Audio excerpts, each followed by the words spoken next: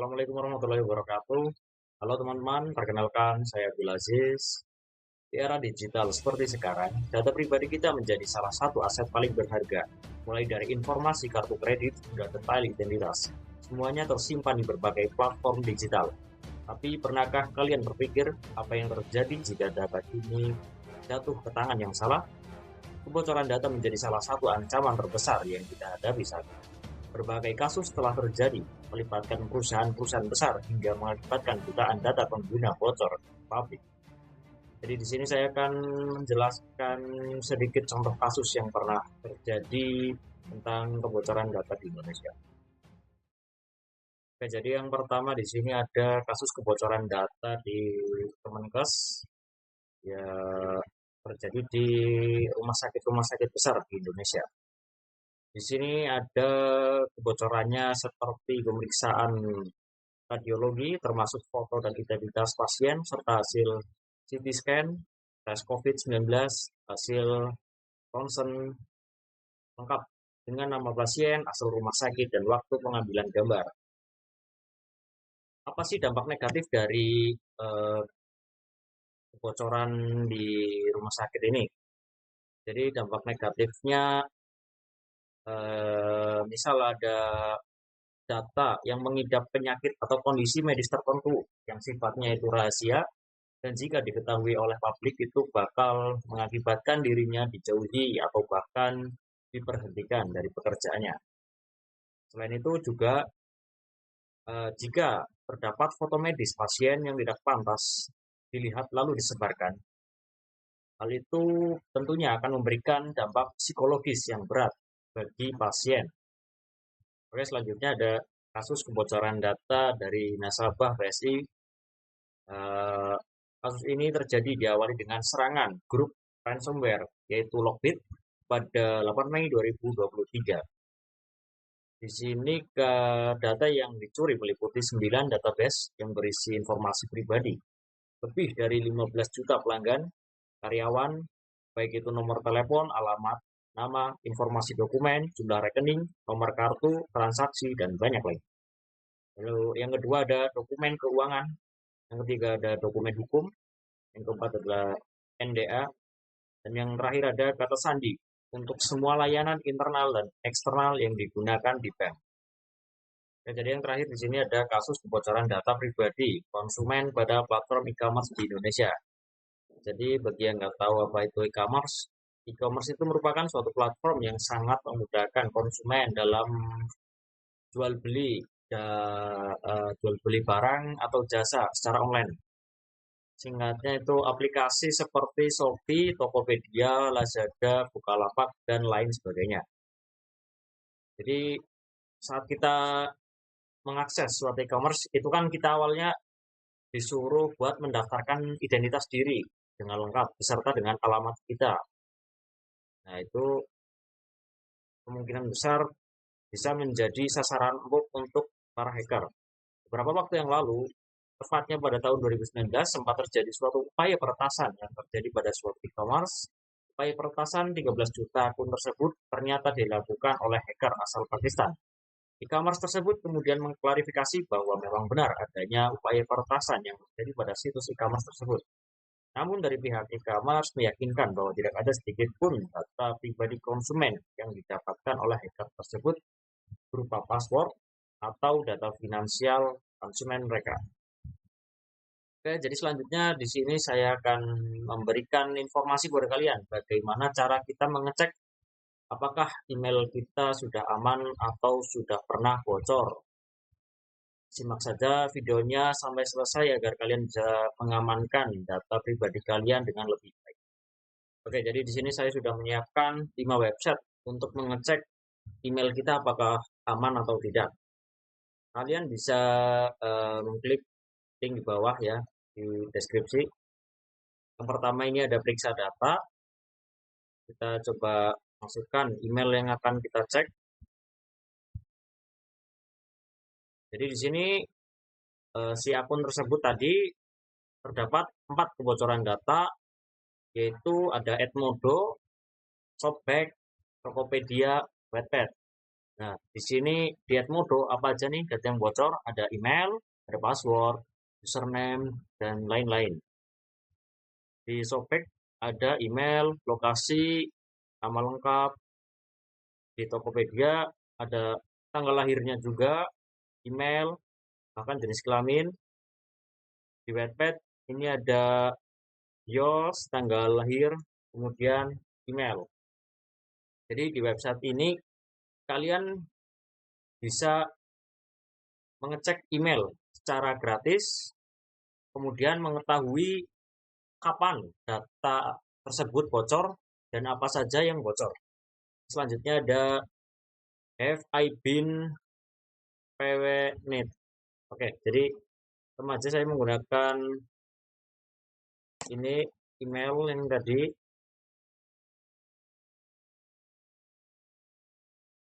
Nah, di sini ada 4 pelanggaran data dan tidak ditemukan jejaknya. Berlangganan untuk mencari pelanggaran sensitif. Ya, jadi di website kedua ini kalau kita mau mendapatkan akses lebih banyak, maka kita harus berlangganan terlebih dahulu, gitu ya teman-teman. Di sini tentunya aja kasus kebocoran yang terjadi sama aja seperti website yang pertama, yaitu ada Edmodo, Wattpad, Shopback, Tokopedia. Ini ada. Oke, oke. Website selanjutnya ada di Hesed. Jadi sebelum kalian mengakses website, sebelum kalian mengecek email kalian, terlebih dahulu kalian harus login dulu, membuat akun. Lalu kemudian kalian klik di field ini email, lalu kalian masukkan email yang akan kalian cek.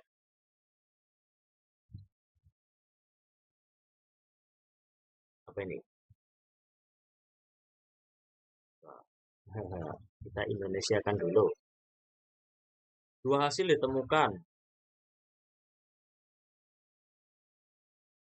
Data tersedia tetapi tersembunyi. Sumber dari data Tokopedia. Yang ini sumber dari Edmodo. Persis seperti tadi, namun dia ini hasilnya lebih sedikit ya, hasil pengecekannya. Ya, jadi di Asset mesin pencarian data publik yang dibuat untuk analisis keamanan. Oke, selanjutnya ada Avast. Di sini kalian harus memasukkan email kalian dulu. Email.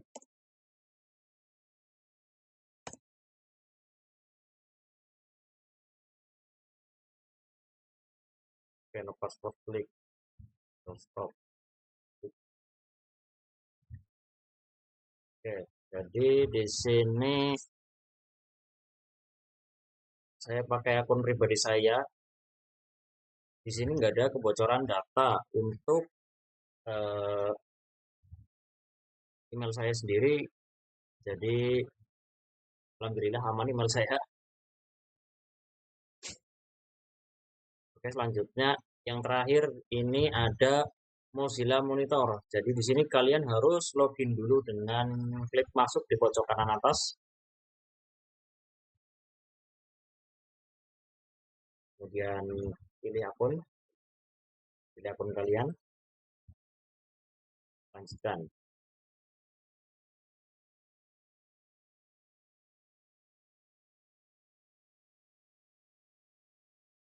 Oke, di sini nggak ada exposure ditemukan. Berarti email pribadi saya ini aman.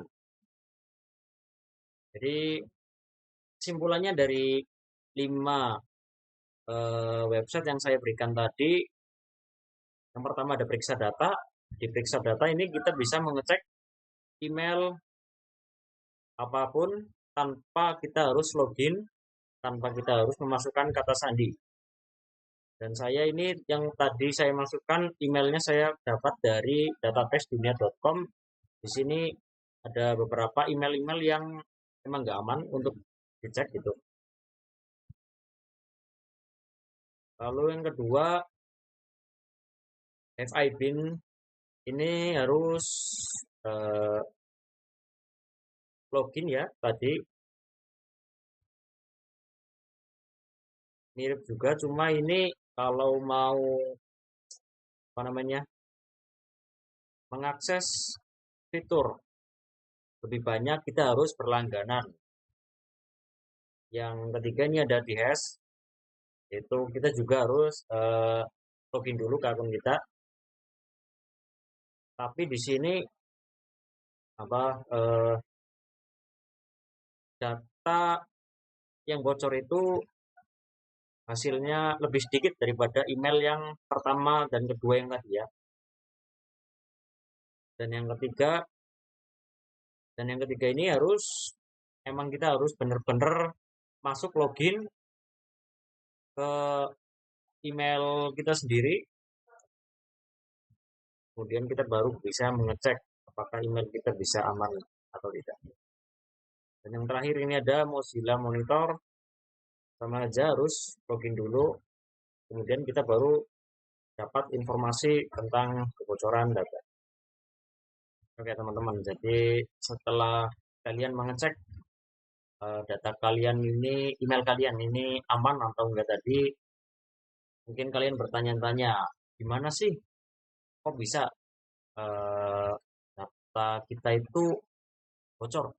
Yang pertama itu ada serangan cyber, yaitu peretas atau hacker ini sering menggunakan metode seperti phishing, malware, atau ransomware untuk mencuri data pribadi.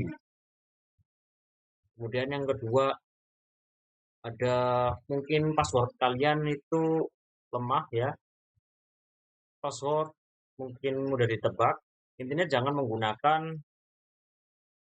tanggal lahir kalian, dan pastikan ada kombinasi huruf kapital dan juga simbol. Dan selanjutnya mungkin juga dari kecerobohan kita sendiri sebagai pengguna ya, mungkin kita klik link-link aneh tuh, kita asal masuk aja kita tanpa kita pedulikan apa dampaknya gitu. Kemudian ada penyimpanan data yang nggak aman. Misal kalian mau nyimpen kata sandi kalian nih, kalian jangan nyimpen di notepad atau di WhatsApp, kemudian kalian tulis password kalian di dalamnya. Lebih baik kalian menggunakan kertas, kemudian kalian tulis di kertas tersebut, lalu kalian simpan di tempat yang aman gitu. Terus di sini gimana sih cara mencegah kebocoran data? Yang pertama jelas tadi menggunakan password yang kuat ya. Yang kedua ada mengaktifkan autentikasi 2 faktor. Hal ini sangat penting untuk saat ini ya. Kemudian jangan membagikan data pribadi kalian secara sembarangan. Lalu mungkin update perangkat dan aplikasi secara berkala. Mungkin kalian selalu memastikan aplikasi kalian selalu di versi terbarunya. Kemudian menggunakan enkripsi. Pastikan data yang disimpan atau dikirim melalui internet dienkripsi. Hal ini membuat data tidak dapat dibaca oleh pihak ketiga yang nggak punya izin. Kemudian ada menghindari menggunakan WiFi publik untuk mengakses informasi sensitif. Nah, ini yang sering mungkin kita lakukan ya.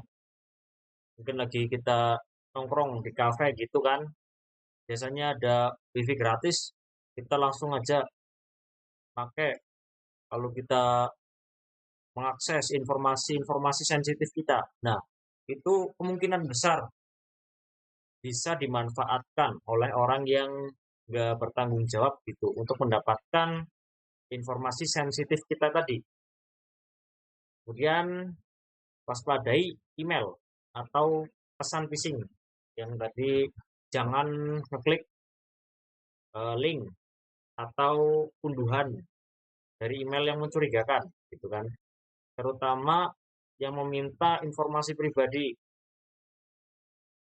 Ada juga contoh kasus mungkin ada orang yang WhatsApp kalian, ayo dong kirim apa kode OTP ke nomor ini.